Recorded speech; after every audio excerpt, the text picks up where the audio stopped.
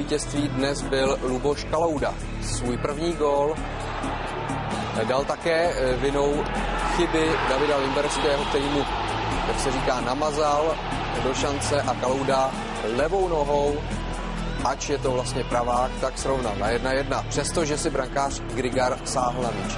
No a další góly padly až po hodině hry, 61. minuta a další chyba Limberského, který uklouzl, tím pádem vytvořil prostor pro Kaloudu, hrdinu mistrovství světa 20 z Kanady, a ten znovu prokázal, že umí vystřelit z dálky nebo ze střední vzdálenosti, tentokrát svojí obávanější pravačkou. 2-1. 68. minuta, přímý volný kop, Tomáš Polák, první vyhraný souboj, trousil, druhý švejnoha a Tomáš Došek stál tam, kde stát měl, 3-1 pro Brno.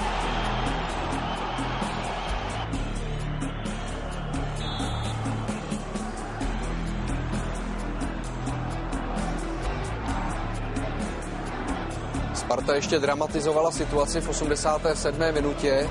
Došek vyhrál důležitý a čistý souboj s brankářem Lejsalem, Pospěch ještě posunul míč na slepičku a ten korigoval na 2-3, jenomže pak dotíral až příliš vehementně na zdržujícího Lejsala a dostal druhou žlutou, tedy červenou kartu, a do závěru Spartu oslabil.